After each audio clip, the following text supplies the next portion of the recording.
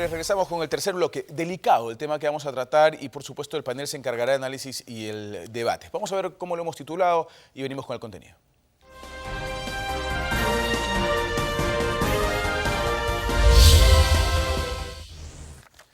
A ver, infiltración del narcotráfico en el Poder Judicial. La procuradora anticorrupción Sonia Medina, que además tiene en el cargo muchísimos años, yo creo que 20 años por lo menos tiene en el cargo y es sumamente eficiente, creo yo, ha denunciado que el narcotráfico y el crimen organizado se está cooptando, dice ella, o está copando el sistema de justicia en los máximos niveles. Lo está diciendo una procuradora encargada de ver temas de narcotráfico. Eso es muy, muy delicado. Se une al panel don Julián Cortés. Don Julián, bienvenido al programa. ¿Cuál es su impresión sobre este tema? Muy buenas noches. Usted dijo una palabra que, por supuesto, hay que ser respetuoso de ella porque este tema es sumamente delicado. Sin embargo, hay pues en la historia del Poder Judicial varias perlitas. Una de ellas, por ejemplo, en Ucayali. Es cierto, el narcotráfico ha estado reptando y copando algunos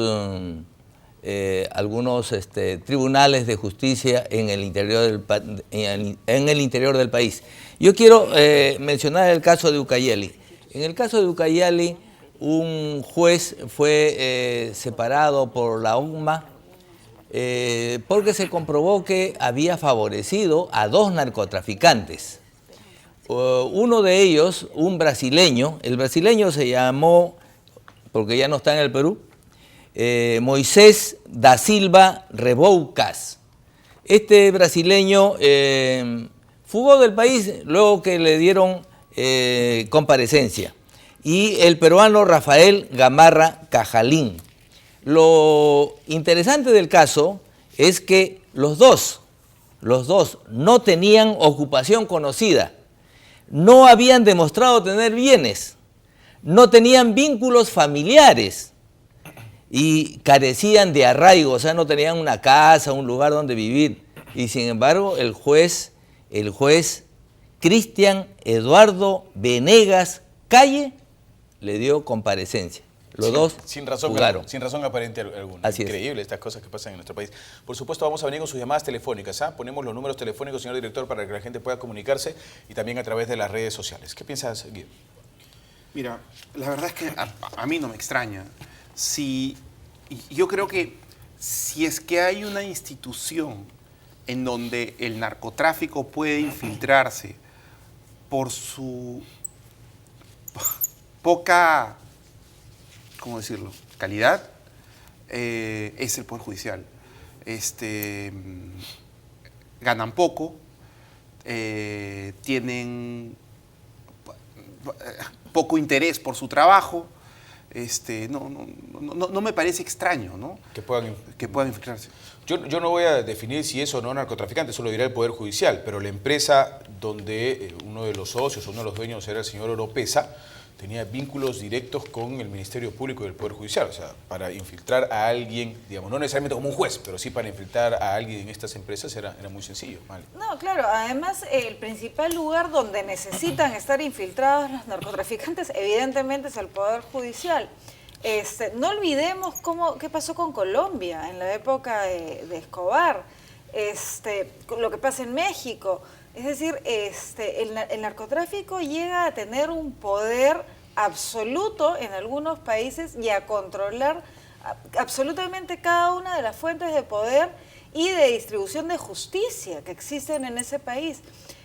La única forma, creo yo, que se tiene de tener control de alguna manera sobre esto es que los organismos de control, dígase la OCMA, realmente haga su trabajo de una manera eficiente y tratar de cortar de raíz los casos.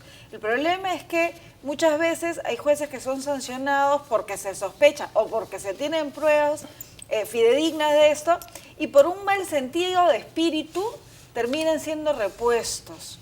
Y entonces se da, desgraciadamente, un mal ejemplo para los demás y se mantiene esta situación de peligro para todos los demás ciudadanos, que nos tenemos que enfrentar a este tipo de situaciones. Vamos a ir con unas llamadas telefónicas y venimos inmediatamente con don Julián Cortés y con una pregunta que me parece apropiada para la mesa. ¿Funciona la OCMA? ¿Funciona la ODECMA, que es el organismo descentralizado, el que trabaja en provincias? Hola, buenas noches. Buenas noches, señor. ¿Cómo está, caballero? Bienvenido. Me refiero acerca del Poder Judicial y con el narcotráfico. Se habla mucho, se dice todo, pero en realidad, señor, nosotros los peruanos, los de la gente pobre, como acaba de decir en otro programa, estamos convencidos que el narcotráfico está en las médulas completas del Poder Judicial. Llámase como se llama la justicia peruana. Por ende, yo me refiero a esto de que nunca vamos a sanear la justicia, jamás, porque eso está ya metido en todos los ángulos de la justicia. Y decir que esto tiene una norma, tiene un método para cambiarlo, va a ser nunca, jamás. Ok, gracias por su llamada desde Moyobamba. Hola, buenas noches. ¿Aló? Bienvenida al programa, la escuchamos. Sí, mire, yo quería hacer un comentario sobre lo que están hablando. Definitivamente el Poder Judicial está de pantalla en nuestro país. Hay que cambiar desde los requisitos para que puedan llegar a trabajar ahí y sobre todo de que no sean familiares de las personas que están gobernando, como pasó en el caso de la señora Nadine, ¿no? Por otro lado, hay otra denuncia que me gustaría hacer, es que los programas que hacen para el tema anterior de los pobres, lo que es el Yo Propio, por ejemplo, no funcionan. Se compran las casas, las personas que tienen plata, y les ofrecen los octavos y novenos pisos a los pobres. Yo he ido y no han sido atendidos. Entonces hay cosas que hay que investigar en ese aspecto también, ¿no? Muchas gracias, gracias por su llamada telefónica. Hola, buenas noches. Buenas noches. Evidentemente este es un flagelo que tiene bastante tiempo, de larga data. Sin embargo, una sugerencia que debe ser pública, en cierta forma, modestamente es mi opinión. Sabemos bien que hay un lugar donde hay paraísos fiscales y el dinero ahí sale del narcotráfico. Cuando hay una apología sobre los mismos, entre comillas, héroes, vemos los canales de televisión como el caso básicamente el Capo, Escobar el patrón del mal, aquí en versión folclórica, Oropesa, etcétera, etcétera, etcétera. Estamos viendo solamente la parte epidérmica de este tema. El problema es que se va comprometiendo no solamente a los estados, que son bastante débiles. Estamos hablando de la gran familia, la gran familia económica que se va dando hasta inclusive, ustedes saben, va a ser el Club Bilderberg, que tiene un lavadero de activos en Samoa y Caimán. 160 billones de euros. Señores, les sugeriría que investiguen un poco más respecto a los verdaderos lavados de activos. Buenas noches. Gracias, gracias por su recomendación. Hola, buenas noches. ¿Aló? Aló, buenas noches. Sí, señor, bienvenido. Quería opinar sobre la infiltración del narcotráfico en el Poder Judicial. Esto viene de años atrás, señores periodistas. Dentro de esto está metido pues el gobierno aprista, ¿no? Ya se ha imaginado, ¿no? Oropesa. También Kenji Fujimori, que en su empresa se ha encontrado droga. Y el Poder Judicial debería reestructurarse, señores periodistas, incluso la Fiscalía.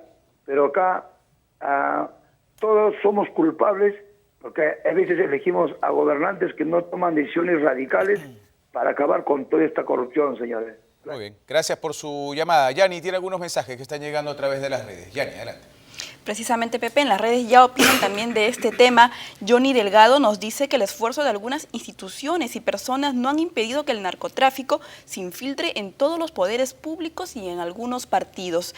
Diego Sotelo también opina, nos dice que la infiltración del narcotráfico en el Poder Judicial es la cumbre de la desesperanza. Sin justicia independiente terminaremos como México. Muy bien, muchísimas gracias. Otro personaje que ya no está entre nosotros, pero que conocía del tema, como era el padre de Gastón Garatea en su momento, también reconoció y dijo, señores, el tema del narcotráfico, el narcotráfico está enquistado en el Poder Judicial. O sea, personas que conocen de este tema lo están mencionando reiteradas veces. Don Julián Cortés. Sí, el caballero Lucioni ha dicho que esto ocurre pues porque los jueces ganan poco y porque tienen poco interés en resolver correctamente las denuncias, los procesos, ¿no? Con ese criterio, pues, entonces que no se dediquen a ser jueces y ganan poco como jueces. Yo, por ejemplo, no conozco un solo juez que viva en un asentamiento humano, en un pueblo joven. O sea, que ganan bien. Y lo que sí habría que investigar, como dice este caballero que nos acaba de llamar, son los signos exteriores de riqueza de una gran cantidad de magistrados del Poder Judicial, que por supuesto ahí se va a descubrir quiénes son los que tienen piscina en el interior de su casa. El caso es sumamente preocupante. Ve usted,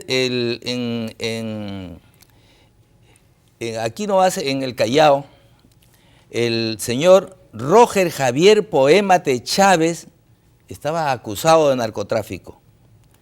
La ONMA tuvo que suspender al juez Dilo Washington Guamán Quintanilla porque este señor Roger Javier Poémate fue favorecido por su juez, ¿no?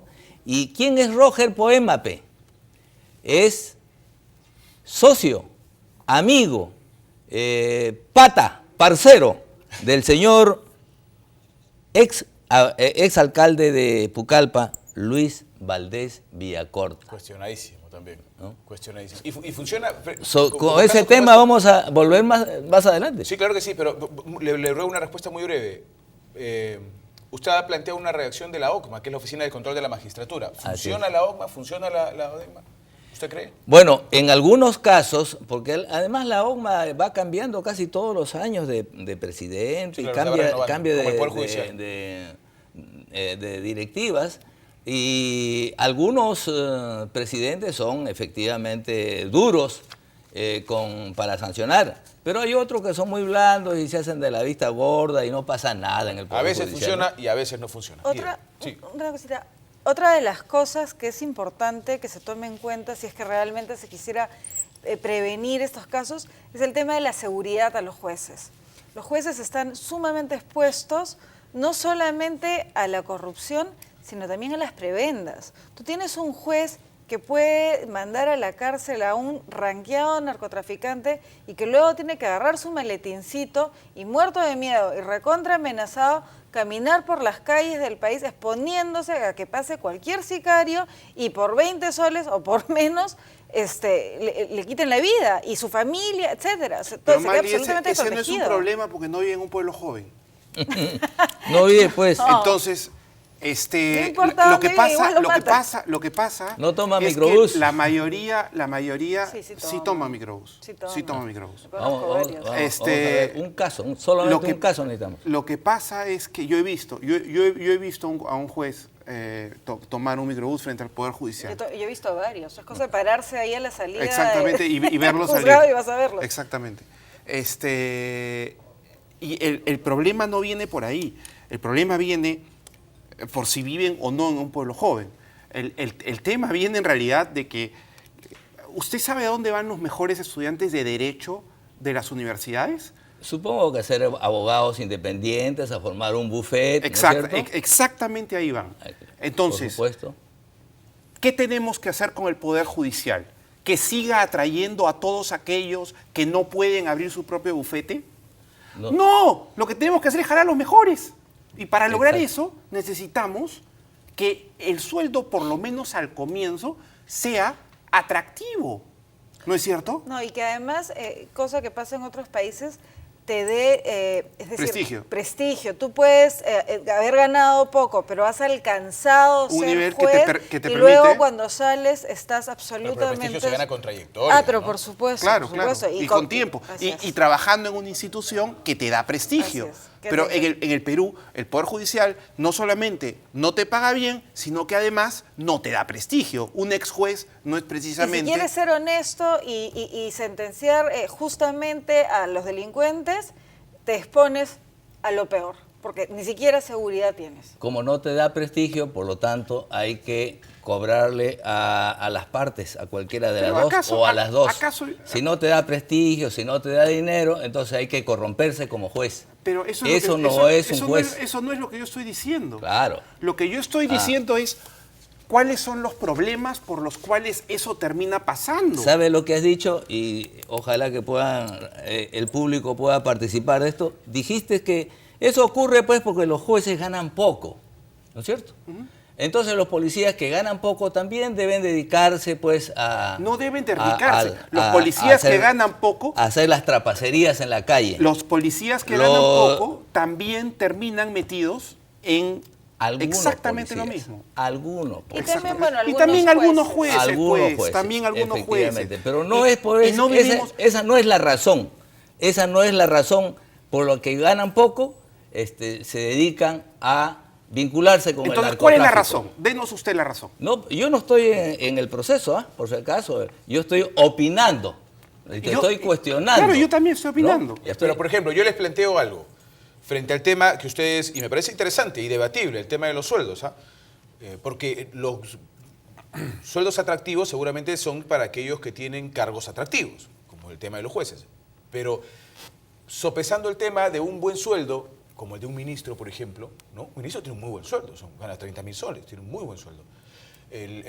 Seguramente las máximas autoridades de Petroperú tienen los mejores sueldos del país, 47.000 y tanto, y aparte tienen como 16 sueldos al mes.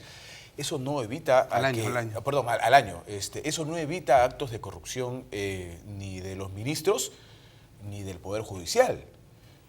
Yo creo que va inclusive más allá del tema de los sueldos, ¿no es cierto? Tenemos que dar un paso más allá del tema de los sueldos porque en nuestro país, lamentablemente, quienes ganan grandes sueldos no se olvidan del tema de la corrupción, ¿no? Son probablemente los más propensos, desgraciadamente, porque están en los cargos más importantes.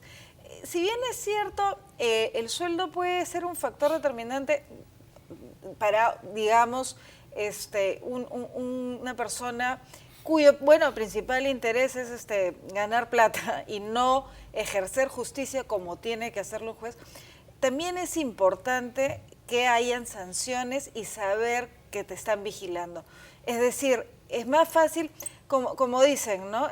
No puedes tener al gato de despensero, no puedes poner al gato de despensero. Tú no puedes poner a impartir justicia a personas que evidentemente están buscándolo solamente para poder hacer su negocito o su negociazo, dependiendo de la oportunidad. Es importante que hayan organismos supervisores que realmente estén vigilando y organismos evaluadores que produzcan y que generen que los jueces que tenemos y que son los encargados de impartir justicia sean realmente personas probas.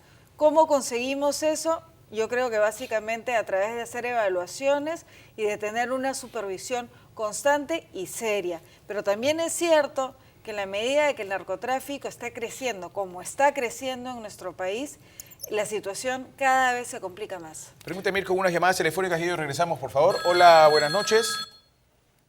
¿Aló? Hola. Sí, bienvenida. Adelante, por favor.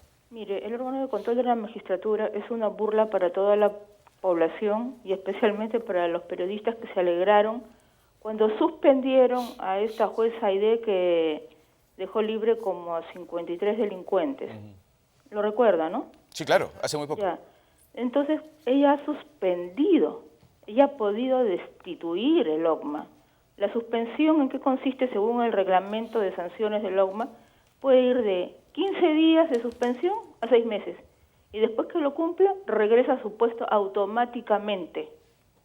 Si eso lo hace el OCMA con un asunto público, imagínense qué no hace con asuntos privados. Muy bien, interesante su opinión. Muchas gracias. Hola, buenas noches.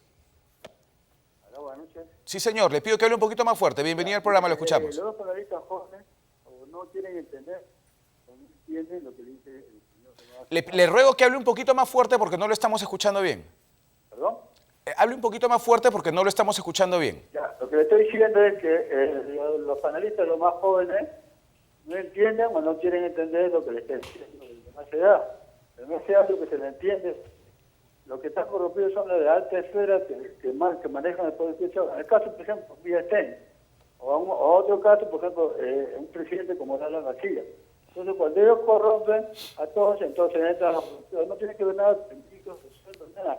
Sino como las altas esferas están corrompidas, todos se matan. Eso es lo que quieren decir y no tienen que entender. Gracias. Ok, gracias a usted. Gracias por su comunicación. Hola, buenas noches. ¿Aló? Buenas noches. Sí, señor. Aquí de Puente Piedra. Felicitarlo por su programa y felicitar a sus panelistas. En principio, decir pues que el tema no creo que pase por el tema de sueldos. Quien recibe más, de repente es menos corrupto, no sé.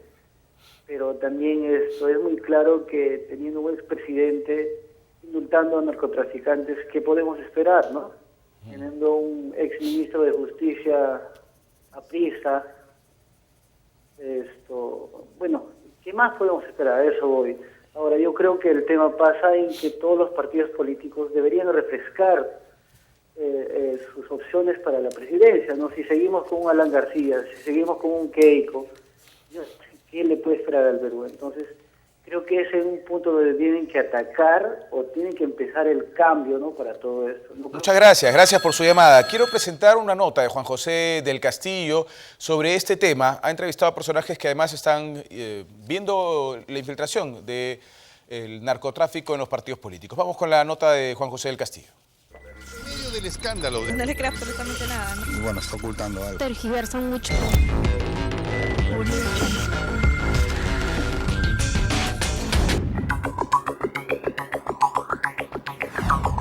En el Perú, la influencia del narcotráfico es cada vez mayor y para ejercer su oscuro poder, infiltra diversas instituciones del Estado.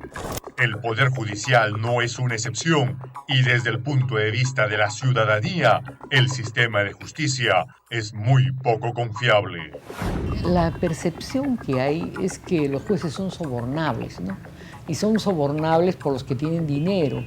Y obviamente los narcotraficantes tienen dinero, ¿no? Y también la percepción del ciudadano de pie es victimológica, ¿no? Todo el sicariato que hay y todas las bandas de criminalidad ahora se desplazan pues como Pedro por su casa en las calles, ¿no? Para nadie es un secreto que los diversos casos en los que se juzgan a poderosos capos del narcotráfico se dilatan sospechosamente, beneficiando a mafias a la que la justicia nunca alcanza.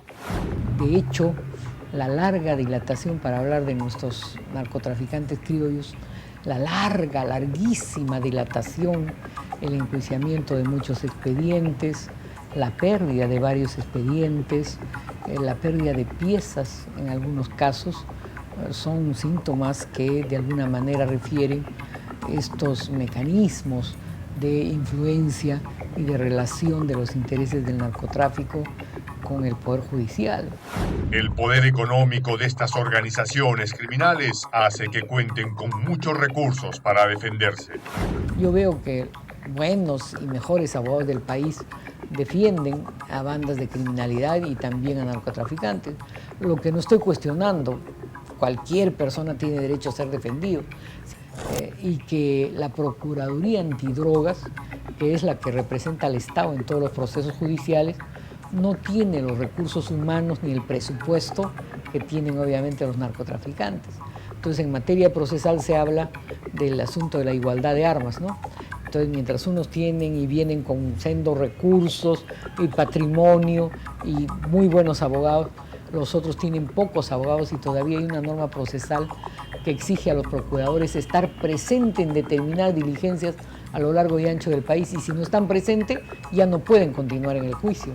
Mientras la desconfianza de la población en el Poder Judicial se hace cada vez más crítica, esperamos que la justicia peruana enfrente de una vez por todas esta lacra llamada narcotráfico. Ahí estaba la nota de Juan José del Castillo. Yani, los últimos mensajes, por favor, del programa. Así es, Pepe, unos últimos comentarios. Rosalía Tenorio, ella nos dice que el día en que el Perú se convierte en un narcoestado parece ser inevitable, debido a que la clase política hace muy poco por evitarlo. Carmen Paredes nos comenta, nos dice que el narcotráfico es la peor amenaza para la democracia por su enorme poderío económico. El Poder Judicial debe ser fumigado de inmediato. Muchas gracias, señores. Tenemos 30 segundos para cada uno para más o menos tratar de hacer una síntesis, una conclusión. Guido, empezamos. Sí, yo creo que tenemos que hacer esfuerzos más grandes para que los mejores quieran ser jueces y quieran ser parte de la judicatura. Y eso lo vamos a lograr solamente generando una serie de incentivos para que la gente que termina la universidad vaya y se acerque hacia eso, ¿no? Vale, por favor.